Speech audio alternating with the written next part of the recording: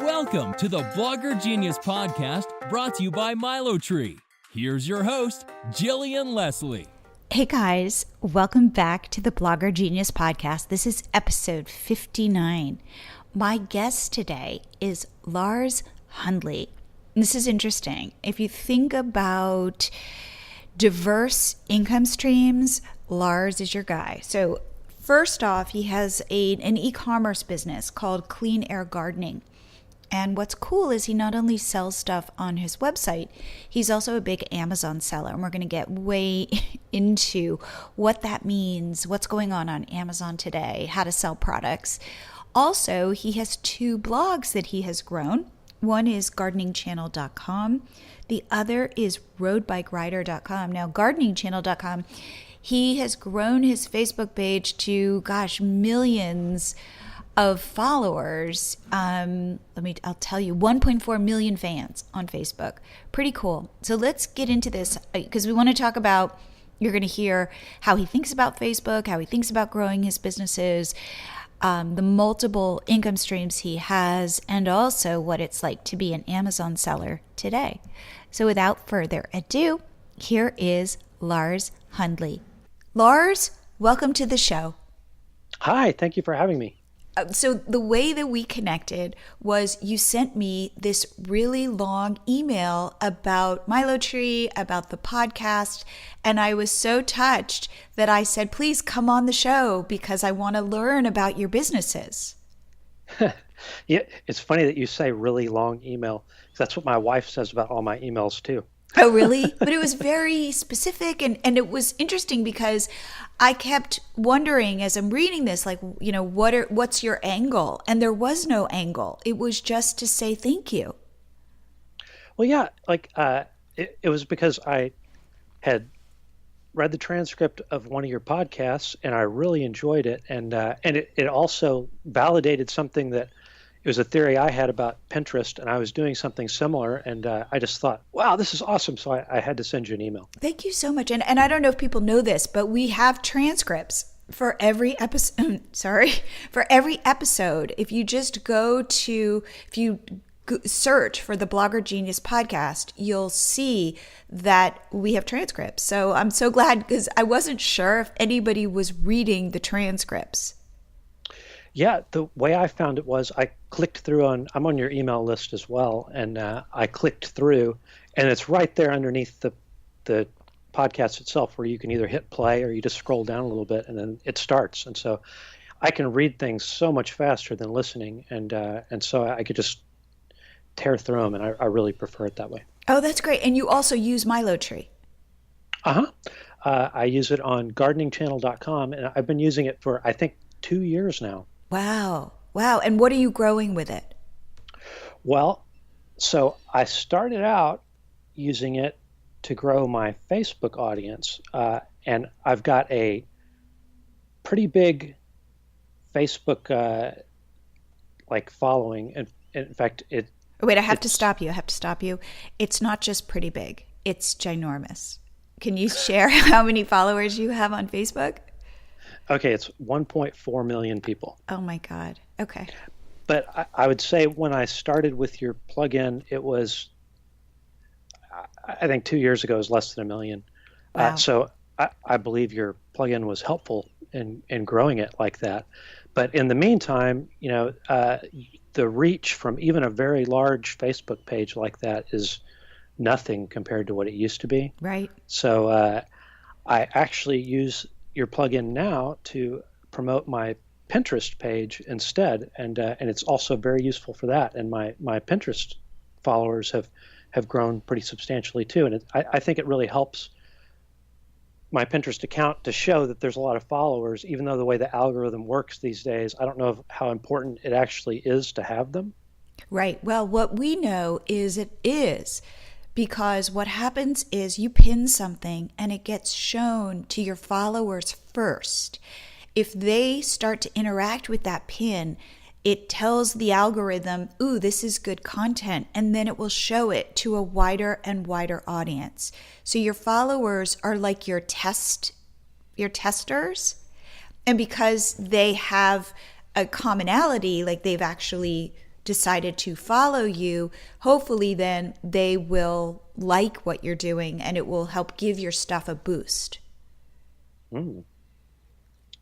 So that's what we know about how follower count fits in to the algorithm. Okay. They're your good, beta testers. Awesome. Yeah, Pinterest is still sort of a mystery to me, but I'm figuring it out. And I do a lot of my own Pinterest now, and I use it on a different site actually also. That's a site that has mostly a male audience. And how are you finding that? Because I think for men, Pinterest is a secret weapon. I 100% completely agree with that. I personally do not use Pinterest Right. other than pinning things, and I have two accounts that I run. Right. Because one, I'm not really a visual person. I'm more of a text person. Okay. And two, I don't know, it's not I don't know, it just doesn't click with me for some reason. And for the longest time, I thought, well, this is just something, dudes don't use Pinterest, and it's a girl thing or something. Right. But I decided, well, you know what? I'm going to mess around with this anyway. I bought a cycling website. Cycling is my other hobby other than gardening that I'm really into, and I mean bicycling. And so I built a Pinterest account. I had no followers, and I started just building original vertical pins with my own photography, because I had a bunch of photography from different bike races that, I had the copyright to. And I would make pins for like some of my articles that seemed, that were kind of general evergreen articles about cycling. And I started getting regular traffic from it. Right. And also, it seemed to really help with my SEO. With newer articles, I would, pin it at the same time that I would post it, and then it would get repinned, and I would get some clicks that way, and then suddenly Google would pick it up seemingly faster. And I was surprised that there's definitely guys using Pinterest. In fact, if I look at my Pinterest analytics on that cycling site, it's around 50% men, which I don't think Pinterest itself is anywhere near 50% men yet. Right. But there's guys, and since no one else is really pinning cycling content either, it's been great. I feel like I've got like a secret traffic source that all the other cycling sites don't want to have anything to do with, because they'd be too embarrassed to be like associated with Pinterest, because it's like some thing that they think is only for home decorating. Exactly. In fact, there is this synergy between Pinterest and Google. For example, so our site that we built is called Catch My Party, and we are the largest party ideas site on the web. What we have for content, and we, by the way, just crossed over 1 million followers on Pinterest. So Pinterest drives a ton of traffic to Catch My Party. But what's interesting is our boards will rank number 1 on Google for certain keywords. So our boards will rank higher than our site will rank. So it's a kind of a circuitous route in that you search for something specific. I don't know if this is like an example, which would be like rainbow trolls birthday parties or something like that. And we, let's say, have a trolls board. It will rank number 1 on Google. And then of course you click on it, and then you end up clicking on a whole host of our pins and end up on our on our site that way. But it's really interesting how Google, if there aren't people writing blog posts about rainbow trolls parties, our Pinterest content shows. Yeah, it's interesting. It's like, it's also a good way sometimes to get 2 spots in the search engines on the front page, because they can find you those 2 different ways. Maybe they'll find your blog post and also the Pinterest thing. It's sort of like the way YouTube is both its own search engine, Yep. but also YouTube videos will appear in the Google search results. And Absolutely. so you can also create a YouTube video about some kind of keyword that's pretty good, and suddenly you'll find yourself ranking both places. Absolutely. Let's step back. Let's take a step back because I want to hear about your journey. Not only are you this very successful blogger, you also have an e-commerce site. Like, how did you get into this? So I have been making a living online since 1998. Wow. So this is my 21st year. Wow. And the first 2 years, I still had a day job. But since 2000, I've been completely self-employed. And my real business, my day job, is actually in e-commerce. I run a site called cleanairgardening.com that sells eco-friendly lawn and garden equipment, like old-fashioned push lawn mowers and compost bins and gardening tools and things like that. Okay. And you've always, I guess, had an affinity toward gardening. Well, strangely, no. When I started that site, actually the original domain name was Clean Air Mowing, and I only sold the push lawn mowers. And the reason why I launched that is because I was renting a house, and I had to take care of my own lawn. Right.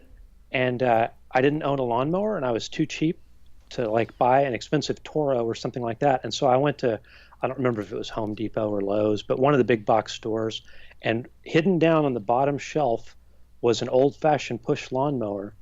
And I bought it because it was only $100 or something, and it worked. And I thought, wow, nobody even knows about these.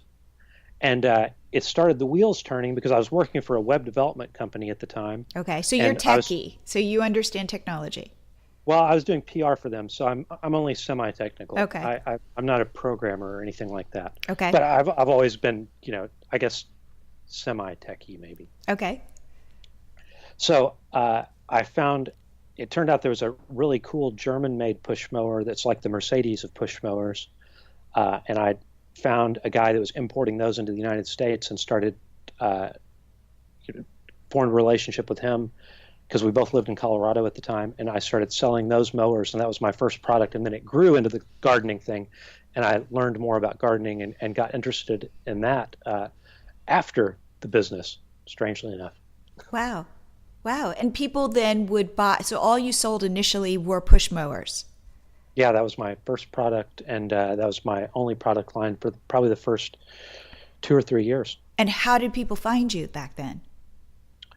Well, it was things like Alta Vista and Yahoo. Wow. Okay. But yeah, it was the search engines, and there wasn't really anybody selling stuff like that. In fact, when I first started selling, I couldn't accept credit cards, and I had to send things UPS COD. Wow. And I stored these mowers in my apartment, and I would get an order, and I would drive them over to the UPS depot and buy the labels and send it COD, and then I would get a check 2 weeks later. Wow. Wow. How things have changed. Yeah, it's a little bit easier to get a merchant account now. Yes. And then you expanded that into a variety of products, right? Yeah, now it's all kinds of gardening stuff. But here's a question. In today's world, how do you compete with Amazon? Well, okay, I guess that leads me to the next thing, because I am also an Amazon seller. Okay. In my opinion, I mean, you either have to have a unique product that only you have access to, or you need to have some kind of real following and really, customers that really like you, or it is very difficult to compete with Amazon at this point, because, more than half of all product searches start directly on Amazon now. Right. So there's half, boom, they're gone. They're never even going to find you. Right. Because they didn't search Google. They just opened up the Amazon app on their phone and typed in whatever the product was, and then they're just going to choose something else if you're not there. Right, right. So when did you get on to Amazon as a seller? Amazon was my biggest enemy for the longest time, and we refused to have anything to do with them. And I tried to make sure that any of my exclusive products were not listed there because I did not want them to be there. But after the financial crisis, our sales really dropped off. It was also sort of when the green products bubble kind of burst right along that same time period, and our sales really fell off. And I had a whole warehouse full of stuff that wasn't selling. Wow. And we had this guy, and he was working for us, and he was really smart. I wish he never would have left, but he went on to bigger things. But he decided, well, we've got all this stuff that's just not selling. I'm going to list all our junk inventory that we're going to have to throw away on Amazon just to see what happens. And within like 2 years, we sold like $500,000 worth of inventory that I literally thought we were going to have to throw away because we couldn't sell it anymore. Wow. And that was when I woke up to the possibility that Amazon isn't necessarily your enemy. It's just another sales channel. Right.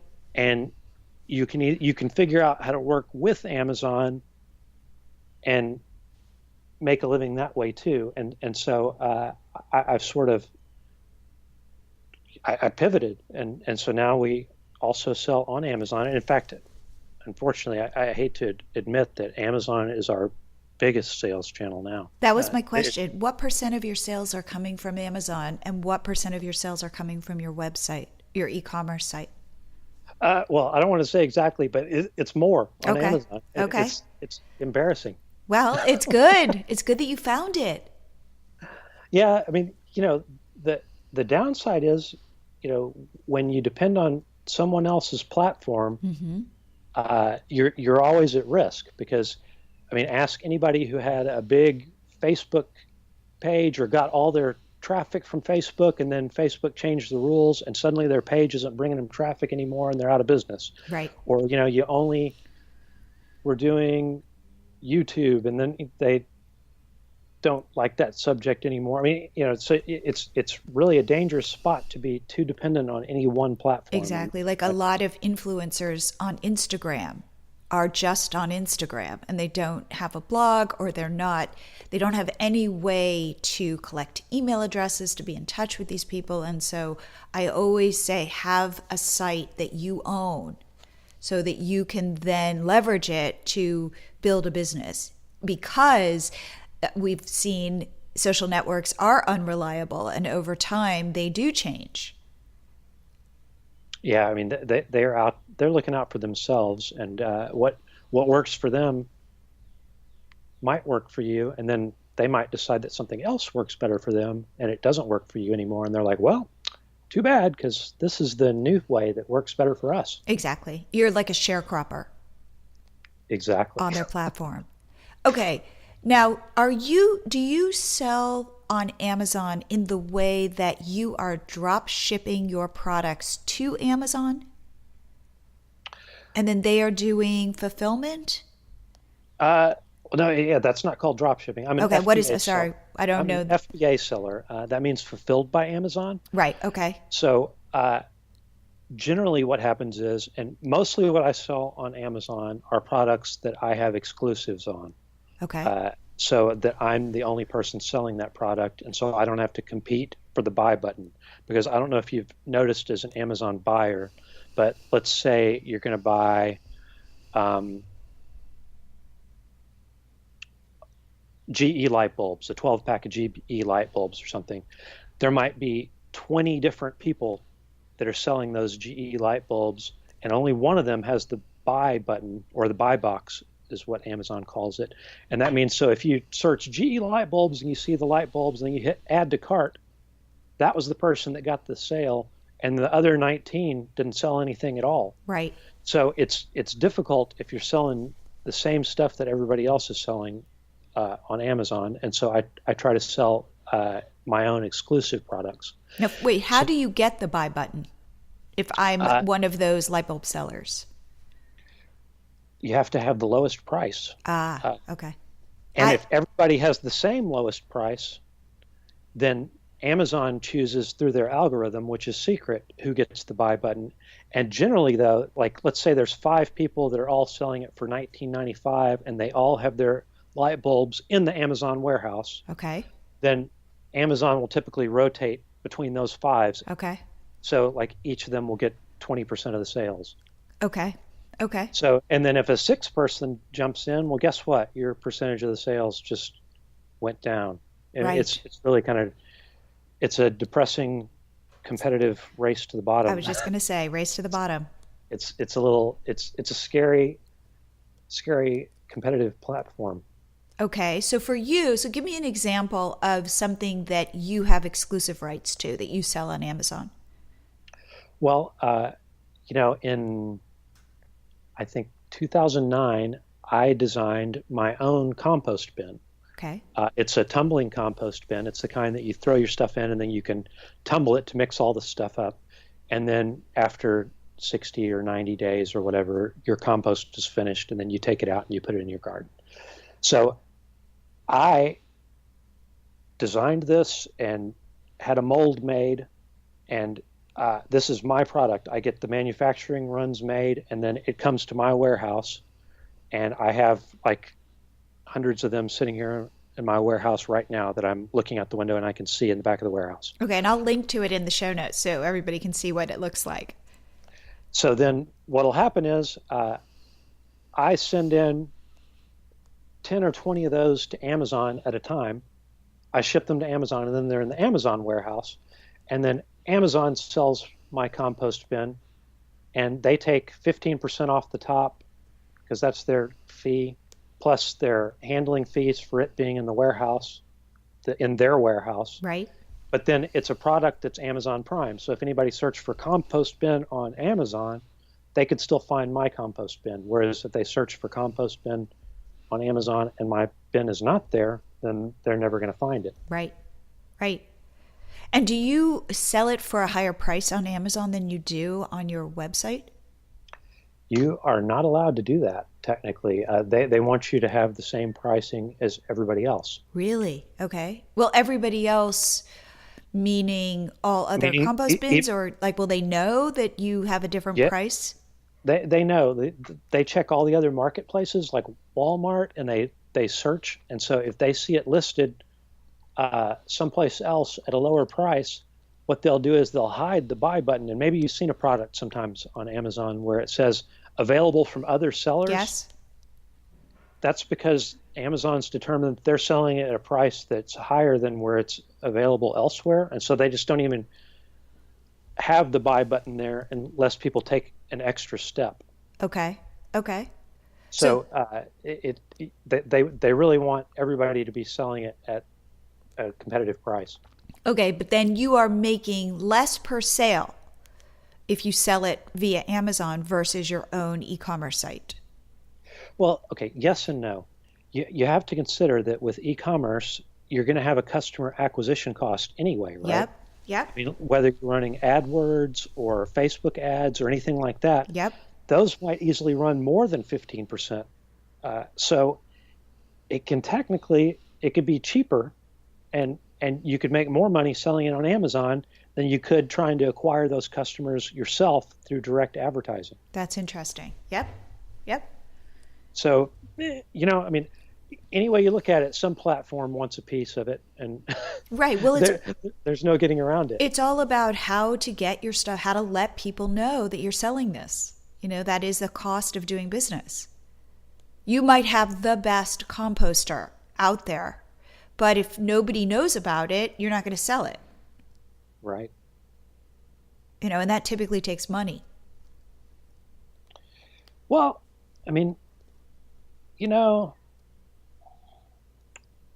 I'd like to hope that there's still a place for the person that builds a website and then can get organic search results traffic to his site and sell things and still be able to sell things. But it's just it does seem like it's going in the direction of big data and big retailers with big money, where like it's getting more and more competitive over time, and it's, I don't know, the way you put it seems depressing to me.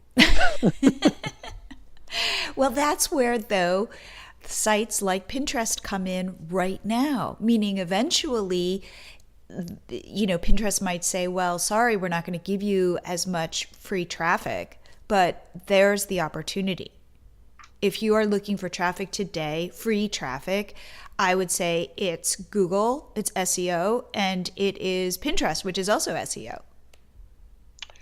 Yeah, I agree with that. And Pinterest, I started my cycling Pinterest site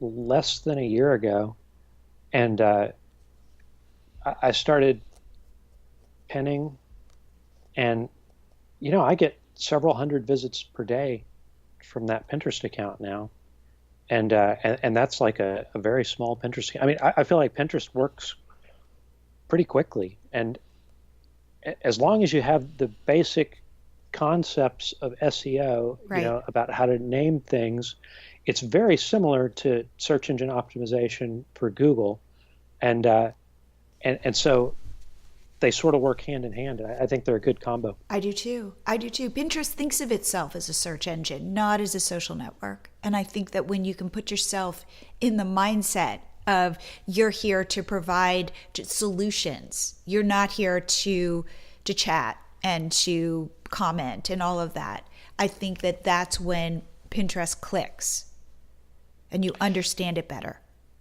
Yeah, like my strategy with Pinterest is really to make sure that I've got a good description in there, that I use keywords that are related to my subject, where I'll put in cycling and bicycling and bike. And then let's say I'm talking about intervals or something like that. I'll make sure that the word intervals is in there.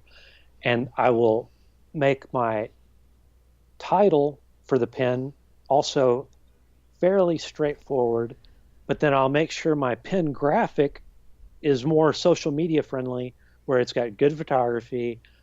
It'll sometimes, ask a question or have a call to action, like, have you tried these intervals, or these are the top 5 intervals that'll make you ride faster. Yep. And then so it all sort of works hand in hand, where people that are scrolling and Pinterest knows that's a topic related to cycling will make that sort of discoverable, and they'll be like, oh, intervals, that's something I'm interested in, and they'll click on it. Or people that are typing intervals into Pinterest because they want to see, well, what are some good intervals I could try? Might find it that way. And so you got, the different discovery methods, I guess, that sort of work hand in hand. Absolutely. Now, how did you grow your Facebook followers to 1.4 million? And how do you feel emotionally about the fact that you're probably not getting the same amount of reach from Facebook as you used to? Okay, I try not to let it get me down, because I try not to keep all my eggs in one basket, because I've seen over and over again, I've had sites in the past that really ranked well on Google and then just suddenly didn't rank on Google anymore. So I've seen how you can build something and it just goes away or withers.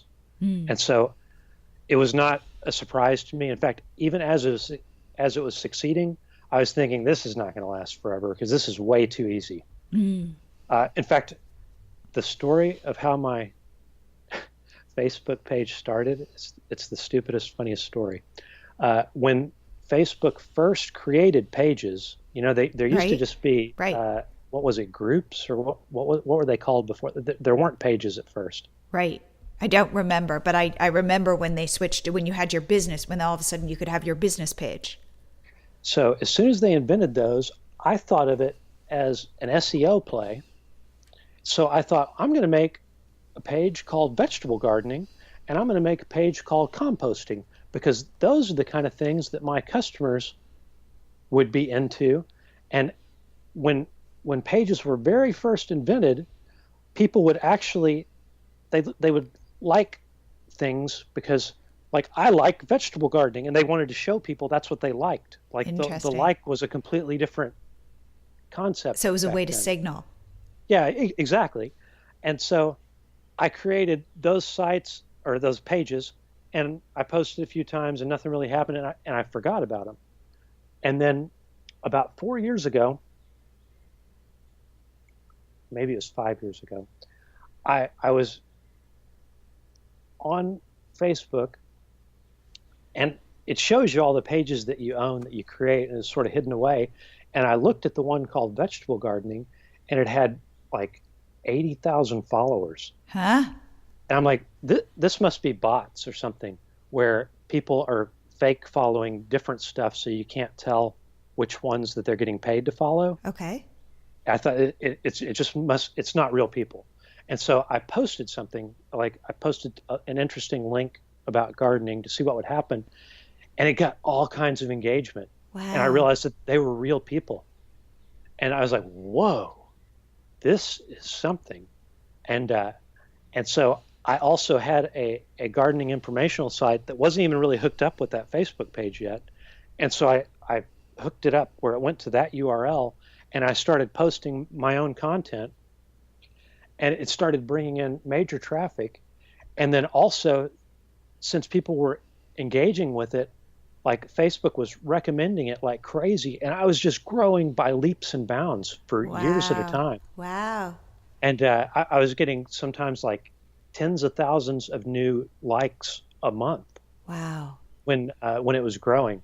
And then, when they changed all the rules, what was it, a year, 2 years ago? Right. Like, and BuzzFeed and right. Mashable and Upworthy and all those guys have suffered. And my page is the same way, where it doesn't get anywhere near the engagement that it used to, and it still drives.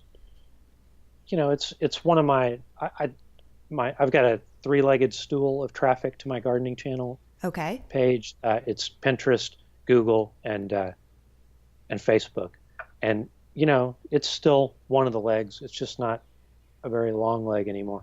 And would you promote your store on your Facebook page, and would it drive sales? No, that never worked. Really? In fact, the reason why I originally built gardeningchannel.com was because I thought this will be a community of people that are actually interested in gardening, and these will be the perfect people, the customers, to push my gardening products to, right? Yeah. So I did that, and then I tried it with the Facebook page, and it was a total flop. And then it did not. Well, on Facebook, people go on social media because they like to socialize. They don't want to have products pushed down their throat. And also, Facebook totally throttles anything that's product related because they want that to be a Facebook ad. Right. So for those two reasons, it didn't work. And then with my e-commerce, I'm sorry, not with the e-commerce site, with my informational site, gardeningchannel.com, it was the same way. It was like people went there because they wanted to learn about gardening. They didn't want to have tools shoved down their throats. And so eventually what I discovered was that I made more money selling ads on gardeningchannel.com than I did advertising my own products, trying to get people to click through and buy it. And so I just gave up and made that into an advertising site. And that's like a separate revenue stream for me that sort of insulates me against the challenges of e-commerce. Wow. So you are not, so in your articles on your site, you're not even linking to your products? No. Oh, wow. I run I use AdThrive. Yep. We use AdThrive. That's who I work with. Are you going to be at the conference? Yes, I plan to. Okay. I'll meet you there. Right? What'd you say? It's in Austin. Exactly. Yes. Were you at the original one? No, I haven't been to it before, so I'm looking forward to it. I've only been with AdThrive for about a year now. I was using AdSense, and then some blogger told me, you need to get on AdThrive. Yes. And I was like, I think more than doubled my income, and I was like, oh, why didn't I learn about this? Yes. A year ago. Yes. So you use AdThrive, and then are you writing all your articles? Like, how often are you updating your site? Um, I do not write them myself anymore. Okay. I write some of the articles for my cycling site, uh, but generally I have contributors. Okay. And do you pay your contributors? Uh, yes. Okay. Now, or on the cycling site, some of the contributors are either coaches that want to promote their own coaching business, Yep. so they can get clients, and they are paid that way because they promote their own stuff, and they also, some of them sell their own ebooks Okay. on the cycling site, and they get paid that way, and some get paid for writing and post. It depends. I wanted to share what we're busy building at MiloTree. We're building a pop-up that lives on your blog and says, shop my Etsy shop. And then it will connect over to your Etsy shop and it will show your most recent Etsy products. If you have an Etsy shop and you're interested in trying it out, please reach out to me at jillian@milotree.com. Also, we are expanding our email pop-up because I know a lot of you use an email pop-up separate from MiloTree. We want to figure out how we can combine those.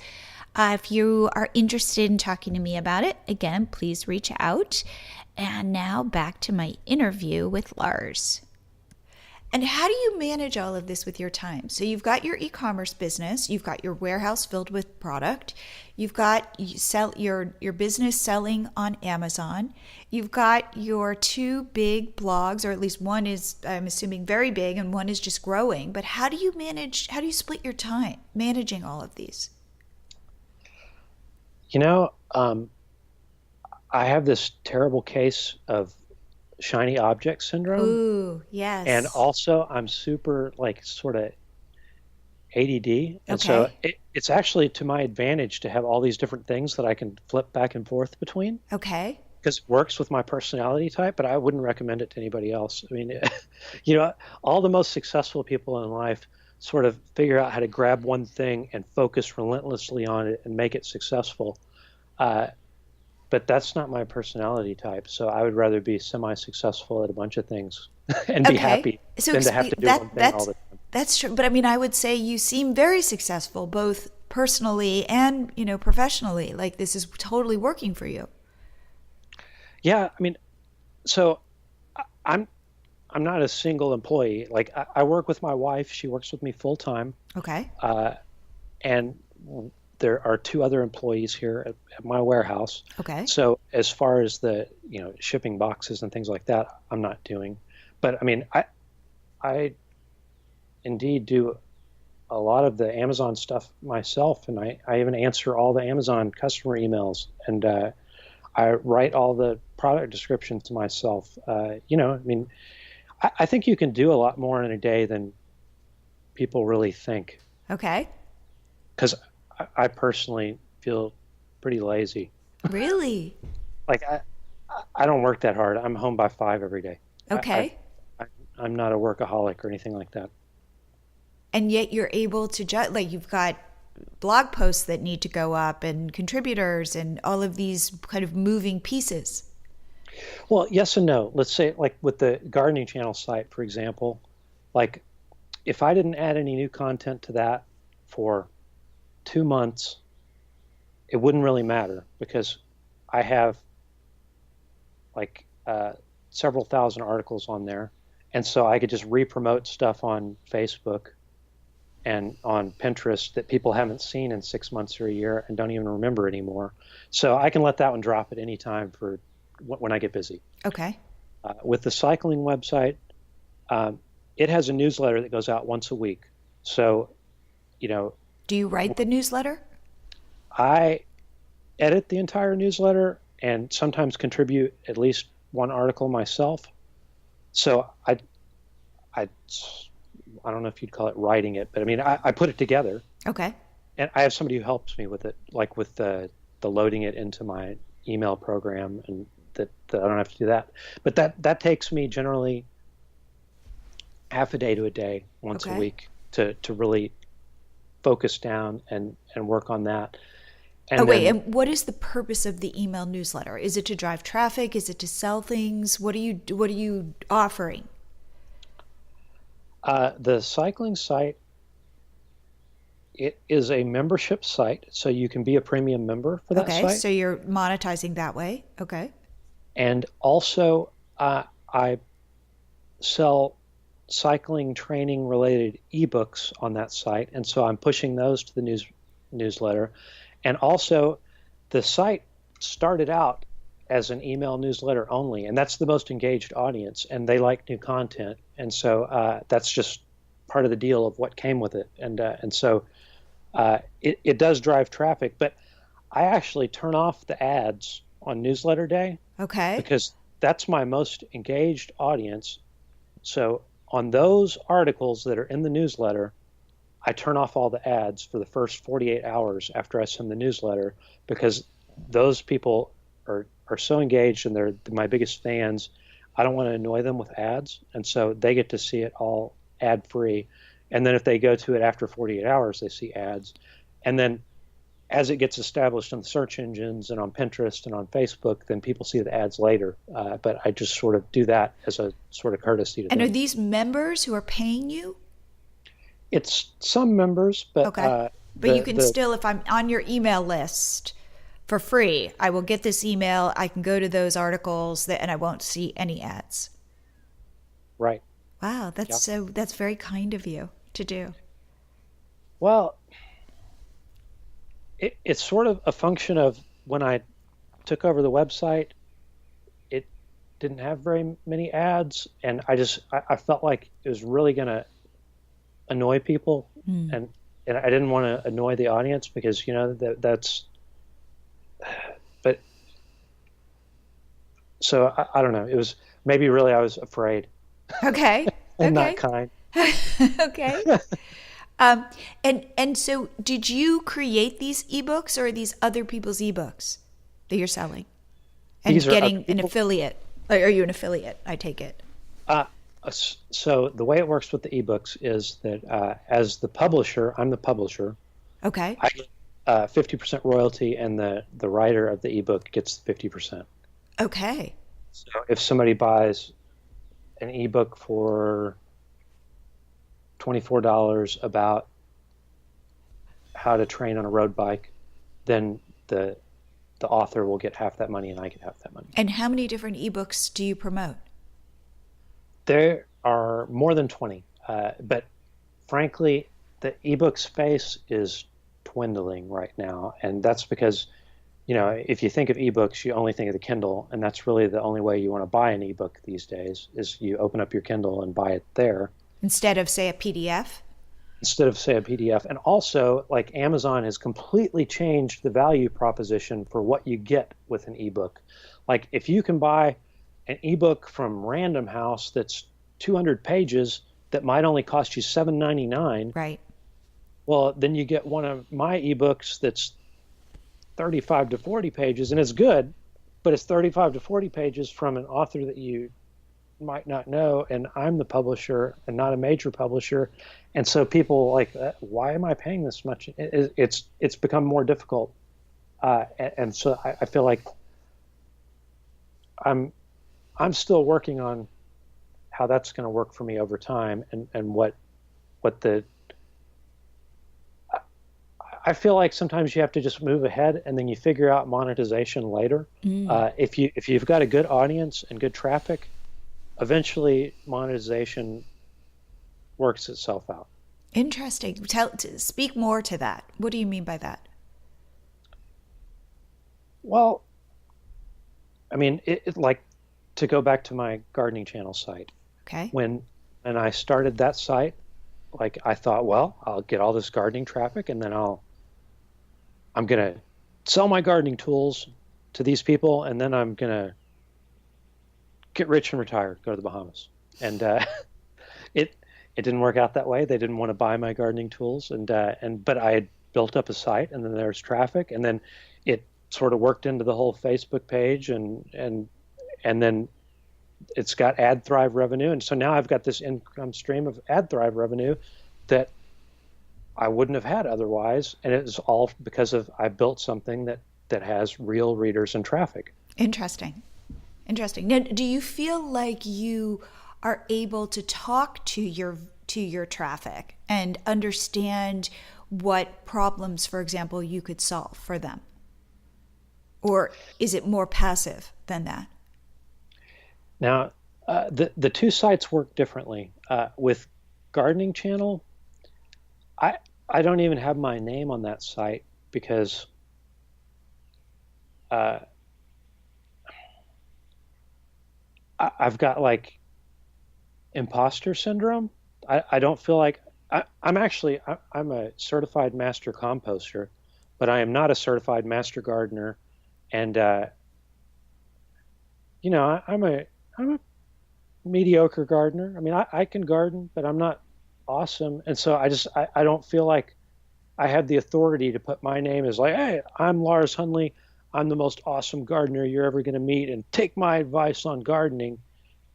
And so I manage it like a magazine editor more like than I do as trying to make myself the personal face behind the site. Okay. And whereas with the cycling site, I'm also actually a sort of mediocre cyclist too, if you think about it. Okay. but I know a lot about cycling, so I feel more confident to put my name behind that.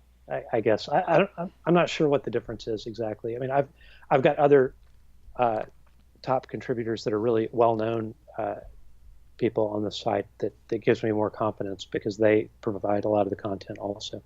Okay. Is there some sort of master gardening certificate that you could have gotten, or is this just kind of a way you feel about yourself? No, there really is a thing. It's called a master gardener, and they have really in almost every state, and it's quite difficult to get, and it's time consuming. And once you get it, you have to actually volunteer your hours with like helping other gardeners. Oh, I didn't realize that. Okay. It's really cool. Like if you ever have a gardening problem, you can look up like master gardener for whatever your state is. Oh, wow. For your county in the United States, and then there's people that'll help you with your gardening problems. And so it's really cool. I would like to be a master gardener someday, but it seems like a lot of work. That's interesting. Now back to the bike. The cycling site. Are people selling courses? Are courses working? Like, could you, like, as you've been selling ebooks, are there courses that people want? Because I feel like that's a pivot that people have made from ebooks into courses. So I know at least one person who does have a cycling skills related course. And his is related to mountain biking because there's a lot of technical skills for mountain biking, like how to bunny hop and how to climb really technical things and how to wheelie. And, there's all these skills that are related to mountain biking. But the challenge with a cycling related course is that it's a lot of video, and it's really difficult to get good cycling video because you're moving. Right. And the audio and there are a couple of big YouTube cycling channels, and they must have like enormous budgets because their camera work and their audio is just so amazing. And so that has been what I've bumped up against with building a course related to cycling is that I don't have the video audio skills to put together something like that. But I also agree with you that courses are definitely the direction that it's going. Right. I have a friend who works at Facebook, and he's very techie, and he's also a unicyclist, a mountain biking unicyclist, and he has a drone follow him and take footage of him unicycling. Cool. So he posts his videos on Facebook. He's not talking in them. I mean, the drone is, I don't know how many feet above him, but you can see his adventures, with Yeah, his I'm drone. imagining the shot right now. It seems like that would be really cool to watch, because you could see him going over the off-road stuff on his unicycle. Exactly. I didn't even know that off-roading unicycling was a thing until I saw his videos. You can always niche down. Exactly, exactly. So tell me, what about your business are you most excited about right now? Like, where do you think the opportunities are?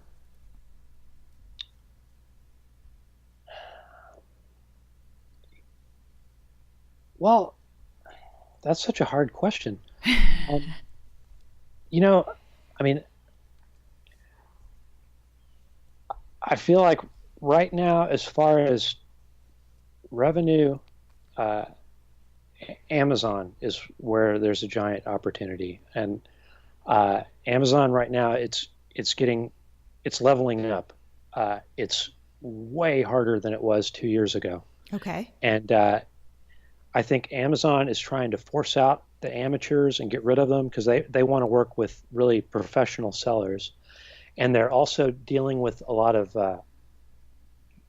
there's all this weird Counterfeit, Chinese, weird stuff, counterfeit, right? Chinese fraudulent stuff that's going on, and that's starting to hit the news, and Amazon doesn't like that. They don't want to be associated with that, and Right. they're really cranking down on fraud and trying to get rid of fake reviews and fake sellers that are selling counterfeit stuff or poor quality stuff that they're trying to pretend is good.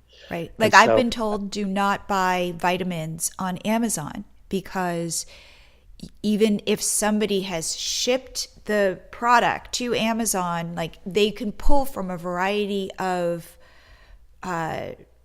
what would I call it? Like, you might not be getting it from that seller. Is that true? And that it right, can therefore be counterfeit? yeah, you have to pay attention to who the seller is, because indeed, like, let's say you're going to buy some vitamin C from whatever, some major brand, and Right. you want to buy it on Amazon. Well, there might be 15 different sellers that are sending in that vitamin C. Because the other issue is, I mean, and by the way, I'm not saying that Amazon is selling fake vitamins, but I buy my own vitamins from Vitacost directly because I know that Right. they directly pull it from their warehouse. Exactly. But isn't it And true, though, that if I think I'm buying it from, say, Vitamins Direct, which is, let's say, a real vitamin store, and they've sent their product to Amazon, Amazon could be pulling stock from another seller selling the same thing and send that to me. that used to be more of a problem than it is today. Okay. That's called commingling, Right. where and these days any smart seller will never commingle his products because somebody else could poison the pool of inventory and then you go down for it. Exactly. So let's say then let's say I'm not commingling and I'm just sending in, or I am commingling and I'm sending in my vitamins into the same pool as everybody else, and somebody sends in some counterfeit ones and they happen to pull a counterfeit one on my sale and somebody reports it as counterfeit, my account would get turned off. Right. So you definitely you can turn off that feature as a seller. Do not commingle my stuff, and then they make you individually sticker your stuff with a sticker that identifies the product back to you as a seller, Right. and that's how you prevent that as a seller. And is Make that more sure expensive, though? No, it's not more expensive. It's just more time consuming because you have to individually sticker things. Got it. Okay. Because I'd heard horror stories about that. And so I've stopped buying vitamins from Amazon for that very reason. And, well, you could also buy, like, if Amazon.com has the buy button, Right. that means that they are the seller and they've bought it wholesale directly from the manufacturer. Okay. Generally. Right. Right. Right. Okay. So you feel like the opportunity today is on Amazon for you, for your business. And it's about being a sophisticated seller. Yeah, I think what I tell people about Amazon now is Amazon wants you to go pro or go home, and Okay. they don't want to. They don't want you to treat it like eBay, where you can argue with customers, and where you treat like, what do you mean you didn't get it on time? I sent it. I mean, they don't want to hear you dealing with customers like that. Amazon, they think the customer is king, and they are going to treat the customer like they're king, and you have to work within that framework if you're going to sell on that platform. And so you have to accept that even if somebody is a jerk to you and you think, they're lying or whatever, you got to treat them fairly and politely, and sort of give the buyer the benefit of the doubt, because you can't win an argument with a customer. I mean, and frankly, I've learned a lot from selling on Amazon, because this applies to my own business directly as well. I learned that you really can't win an argument with a customer. All you can do is make sure that you never have that customer again, because you might, quote unquote, win the argument, but they're never going to buy from you again. That's for sure. And they're going to tell everybody what a jerk you are. Right. That's interesting. So is your plan to build up your products on Amazon, or to create more products like your composter and sell those on Amazon?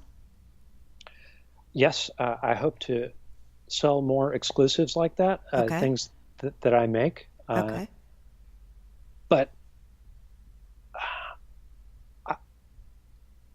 the other thing I say with Amazon is that, I want to make hay while the sun shines. And I don't think this Amazon opportunity, it might not be here forever. And so I'm really, that's why I'm working on all my other informational sites and things like that, is because I have a little too many eggs in the Amazon basket right now. And I don't want to be in trouble if Amazon, changes all the rules of their platform, where suddenly I'm not important to them anymore. And then I'm out of business. And so That's smart. you got to be careful, because Amazon is just like any of the other platforms where, you're sharecropping. I love that. And what tool would you say you use just to manage your businesses that's important to you?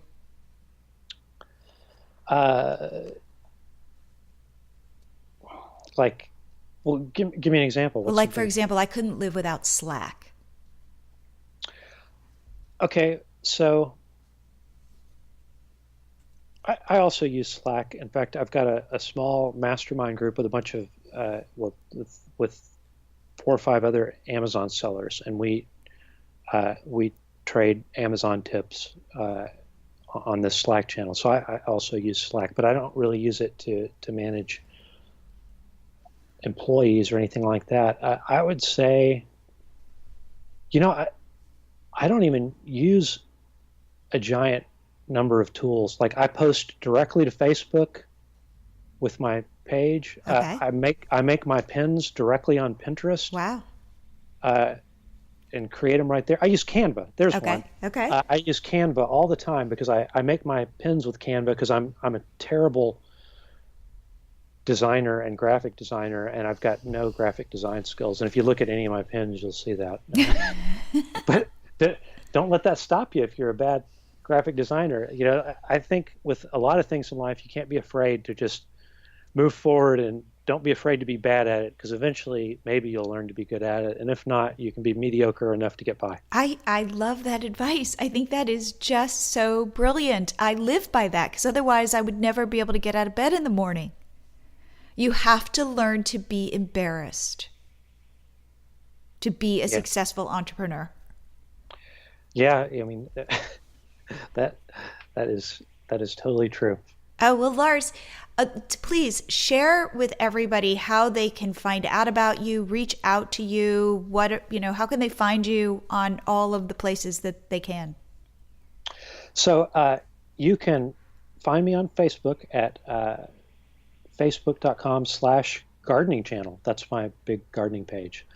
And then my Pinterest account is pinterest.com/garden channel, or you can go directly to gardeningchannel.com, and hopefully you'll like my gardening site and learn something. And what if people are bikers, cyclists? That site is called roadbikerider.com, and it's for road cyclists. Wonderful. Well, Lars, thank you so much for being on the show. Thank you so much for having me. I really enjoyed our conversation. If you're enjoying the Blogger Genius podcast, please subscribe wherever you get your podcasts. I'd love it if you guys reviewed us and share it with a friend. And I will see you here again next week.